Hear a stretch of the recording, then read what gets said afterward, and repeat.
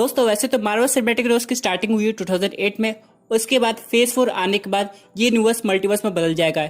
इन सब के अलावा दोस्तों बहुत से लोगों का क्वेश्चन ये था कि एवेंजर्स टीम आ रही है, गार्डियंस टीम आ रही है, एक प्री हिस्टोरिक टीम भी आ रही है जिसका नाम है इटर्नल्स। तो क्या कभी हम लोग को एक ऑल्टरनेट रियलिटी की एवेंजर्स टीम देखने को मिलेगी जिसमें वेनम का भी बहुत इंपॉर्टेंट रोल होगा? और जब भी वेनम मार्वल सिनेमैटिक यूनिवर्स में आएगा वो कैसे बाकी एवेंजर्स के साथ काम करेगा? तो आज के इस वीडियो में हम लोग दो स्टोरी लाइन डिस्कस करेंगे जो कि काफी ज्यादा इंटरेस्टिंग होने वाली है, जो कि वेनम से रिलेटेड है और उसके आने वाले बहुत सारे एनिमी से भी। तो दोस्तों कंप्लीट वीडियो को स्टार्ट करने से पहले आप लोग कर दीजिए वीडियो को लाइक और कमेंट कीजिए वेनम 2। साथ ही साथ जो लोग मेरे चैनल पर नए आए हैं हमारे चैनल को सब्सक्राइब करके हमारी कॉमिक बुक टॉक्स फैमिली का हिस्सा बनिए। तो दोस्तों सबसे पहले लोग बात करते हैं वेनम के मल्टीवर्स ट्रैवल की। अब यहाँ पे मार्वल सिनेमैटिक यूनिवर्स में हम लोग को doctor strange multiverse of madness दिखाई देगी। उसके बाद सोनी के यूनिवर्स में हम लोग को live action Spiderman into Spider-Verse दिखाई देगी। बहुत से लोगों का क्वेश्चन ये था कि क्या वेनम किसी ऐसे यूनिवर्स में जा सकता है जहाँ पे एवेंजर्स एग्जिस्ट करते हो लेकिन किसी अलग टाइप के? तो दोस्तों ऐसा हुआ है, एक कॉमिक बुक आने वाली है जिसमें वेनम की स्टोरी लाइन दिखाई जाएगी जहाँ पे वो किसी ऑल्टरनेट यूनिवर्स में चला जाता है जहाँ पे एवेंजर्स सिम्बियोट के फॉर्म में होते हैं। जी हाँ दोस्तों ये बात सच है। यहाँ पे वेनम की स्टोरी लाइन ऐसी होती है कि वेनम पोर्टल खोल के किसी दूसरी तरफ चले जाता है। उसके बाद होता क्या है, वेनम को एवेंजर्स को हराना पड़ता है। यहाँ पे जो एवेंजर्स होते हैं वो एक्चुअली में इविल होते हैं। पहले वेनम को लगता है कि ये जो एवेंजर्स है ये किसी सिम्बियोट के कंट्रोल में, लेकिन जब वेनम इनसे फाइट करता है तब वेनम को एक बात समझ में आती है कि ये लोग कोई सिम्बियोट के कंट्रोल में नहीं है बल्कि ये लोग खुद एक लिविंग सिम्बियोट है। यानी वहां पे सिम्बियोट वर्जन का कैप्टन अमेरिका, सिम्बियोट वर्जन का black window, iron man, Thor, Hawkeye, even Hulk ये सब मौजूद थे जो कि वेनम को किसी ऑल्टरनेट यूनिवर्स का एनिमी समझ के खत्म करना चाह रहे थे। अब वेनम का काम तो उनको हरा के किसी तरह अपने यूनिवर्स में वापस आना। अब दोस्तों अगर सोनी पिक्चर्स चाहे तो इस कॉन्सेप्ट पे काम कर सकता है, लेकिन इसे कई गुना प्लानिंग करनी पड़ेगी। यहाँ पे doctor strange multiverse of madness को बाद में जाके वेनम 2 या फिर जब वेनम 3 आएगी उससे कनेक्ट करना पड़ेगा। फिर वेनम को कैसे दूसरे मल्टीवर्स में दिखाएगी वो कनेक्ट करना पड़ेगा, क्योंकि अब सब लोग जानते हैं जब भी मूवी आएगी स्पाइडरमैन इनटू स्पाइडरवर्स से भी कनेक्टेड होगी। इसलिए हर यूनिवर्स को एक्सप्लेन करना बेहद जरूरी हो जाएगा। आप लोग इसमें समझ सकते होंगे कि जो स्पाइडरमैन का यूनिवर्स है वो एक अलग रियलिटी जहाँ पे अलग वर्जन के स्पाइडरमैन एग्जिस्ट करते हैं, लेकिन जो वेनम जिस यूनिवर्स में जाता है उसे एक तरह का सिम्बियोट यूनिवर्स हम लोग मान सकते हैं। सरप्राइजिंग की बात तब होगी जब एवेंजर्स के अलावा वहाँ पर स्पाइडरमैन का भी सिम्बियोट अवेलेबल होगा। अगर ये story line live action movie में दिखानी है तो यहाँ पे वेनम को किसी और टीममेट के साथ काम करना पड़ेगा और स्पाइडरमैन से बेहतर कोई हो ही नहीं सकता। अगर वेनम और स्पाइडरमैन एक साथ दूसरे यूनिवर्स में एक्सप्लोर करे, बाद में वेनम यूनिवर्स से बाहर आ जाए लेकिन उसे पता चले कि वो स्पाइडरवर्स में एंटर कर गया है, तब मूवी देखने में काफी ज्यादा मजा आएगा। एक सोनी का भी एक अच्छा खासा मल्टीवर्स हम लोग को देखने को मिल सकता है। अगर हम लोग अगली स्टोरी की बात करें तो और ज्यादा इंटरेस्टिंग है और काफी ज्यादा रियलिस्टिक है। हम लोग सब जानते हैं जो वेनम 2 आ रही है जिसका टाइटल है लेट देयर बी कार्नेज, वो एक्चुअली में मैक्सिमम कार्नेज स्टोरी पे बेस है।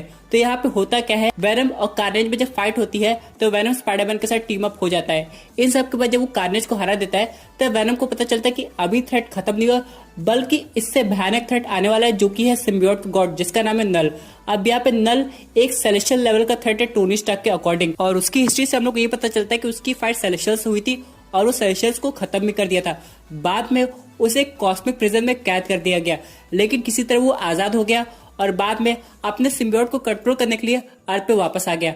अगर वेनम की एक्चुअली में story line Marvel cinematic universe से कनेक्ट हो जाएगी तो हम लोग ये दिखा सकते हैं कि कैसे हम लोग के जो नए एवेंजर्स हैं वो नल और उसकी आर्मी से फाइट कर रहे हैं। अब दोस्तों यहाँ पे सेलेस्टियल्स की भी हिस्ट्री दिखाई जा रही है। यानी दोस्तों अगर नल एक्चुअली में आता है जो कि वेनम 2 के बाद होगा तो यहाँ पे एवेंजर्स टीम में इटर्नल्स भी होंगे, क्योंकि वो सेलेस्टियल्स के थ्रू बनाए गए हैं और वो सेलेस्टियल्स को अच्छी तरह समझते हैं। बहुत सारे इटर्नल्स तो ऐसे भी जो ये भी जानते कि सेलेस्टियल्स की वीकनेस क्या है, और जब नल एक्चुअली में अर्थ पे आएगा तो इटर्नल्स सेलेस्टियल्स से कांटेक्ट करने की कोशिश भी कर सकते हैं, जिसके बाद एक्चुअली में सेलेस्टियल्स आएंगे उन लोग की हेल्प करने। यहाँ पे दोस्तों नल सिर्फ इटर्नल्स, एवेंजर्स और बाकी मेंबर्स का एनिमी नहीं बन जाएगा बल्कि सेलेस्टियल्स का भी एनिमी रहेगा बहुत पहले से, क्योंकि दोस्तों नल ने सेलेस्टियल्स के एक मेंबर को खत्म किया था, इसलिए अब सेलेस्टियल्स का काम है उसको वापस रोकना है। इन सब के बाद जब ये मूवी बनेगी तो इससे प्रूफ हो जाएगी कि कैसे वेनम इस सिनेमैटिक यूनिवर्स में आएगा और बाद में अपने यूनिवर्स में वापस जा सकता है। और दोस्तों अगर इस मूवी को थोड़ा और यूनिक दिखाना है तो हम लोग स्टार्टिंग में ये देख सकते हैं कि यहाँ पे नल कैसे वेनम को कंट्रोल कर लिया है और वेनम जब आधी मूवी खत्म हो जाती है तब उसके कंट्रोल से बाहर आता है, उसकी हेल्प करता है स्पाइडरमैन। दोस्तों यहाँ पे कार्नेज को अभी खत्म नहीं किया जाएगा बल्कि उसे रखा जाएगा, क्योंकि बाद में वो नल के लिए काम कर सकता है और हम लोग जानते हैं कि कार्नेज कितना ज्यादा खतरनाक सिम्बियोट है। इन सब के अलावा दोस्तों एक और अपडेट यार है कि स्पाइडरमैन 3 का टाइटल रिवील हो गया जो कि है स्पाइडरमैन होमसिक। अब यहाँ पे दोस्तों भले ही टाइटल हम लोग को पता चल गया है लेकिन कोई ऑफिशियल स्टेटमेंट नहीं आया, ना तो मार्वल स्टूडियोज की तरफ से ना ही सोनी पिक्चर्स की तरफ से। इसलिए दोस्तों जब भी कोई ऑफिशियल स्टेटमेंट आएगा तभी इस बात की कंफर्मेशन की जा सकती है। इन सब के अलावा दोस्तों बहुत से लोगों का कहना है कि हो सकता है यही टाइटल हो, क्योंकि एवेंजर्स इन्फिनिटी वॉर के बाद बहुत लोगों ने एवेंजर्स 4 का टाइटल पहचान लिया था, जो कि था एवेंजर्स एंड गेम, क्योंकि डॉक्टर स्ट्रेंज ने एक हिंट दे दी थी कि वो लोग एंड गेम में हैं। इससे पहले टोनी स्टार्क ने एवेंजर्स एज ऑफ अल्ट्रॉन में एंड गेम का नाम लिया था, और एक्चुअली में वही हुआ जो फैंस चाहते थे। इसके बाद दोस्तों एक और अपडेट सामने आ रहा है जो कि रिलेटेड है क्रेवन द हंटर से। यहाँ पे दोस्तों स्पाइडरमैन 3 में जो विलन होगा वो यही होगा, और इसकी कास्टिंग हम लोग को कंफर्म होती नजर आ रही है। लेकिन दोस्तों एक इम्पोर्टेंट बात यह है कि दोस्तों इस विलन को खत्म नहीं किया जाएगा, बल्कि इसकी सोलो फिल्म की भी प्लानिंग चल रही है, जो कि सोनी पिक्चर्स खुद बनेगा।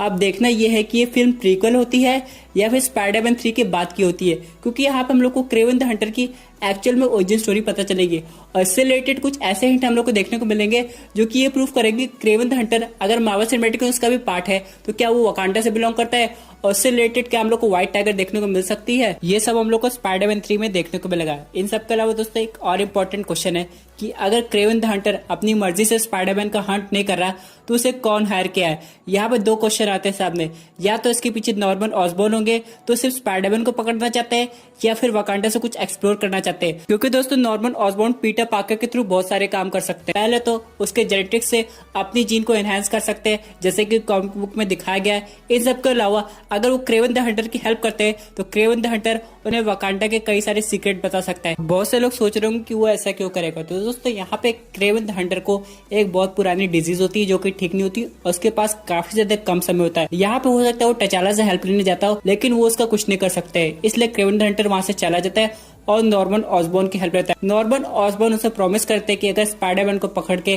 वो उनके सामने लाएगा तो हो सकता है वो उसकी डिजीज ठीक कर दे। इस पे क्रेवन द हंटर मान जाता है, लेकिन नॉर्मन ऑसबॉर्न उससे ये भी कहते हैं कि मुझे पीटर पार्कर के अलावा वकांडा की कुछ टेक्नोलॉजी चाहिए, इसलिए क्रेवन द हंटर उनकी दोनों बात मान के ये सब काम करता है। इससे दो फायदे होंगे, नॉर्मन ऑसबॉर्न के पास स्पाइडरमैन आ जाएगा और उसे ग्रीन गॉब्लिन बनने के लिए जो टेक्नोलॉजी चाहिए वो मिल जाएगी। लेकिन यहाँ पे एक और इम्पोर्टेंट क्वेश्चन आता है कि क्रेवन अपनी डिजीज ठीक करवाने के लिए शूरी के पास भी जा सकता था, तो हो सकता है क्रेवन द हंटर ने वकांडा में कुछ ऐसे काम किए जिसकी वजह से टचाला ने उसे वहां से निकाल दिया हो, और अब फाइनली उसके पास कोई ऑप्शन नहीं है, इसलिए वो चला जाता है नॉर्मन ऑसबॉर्न के पास।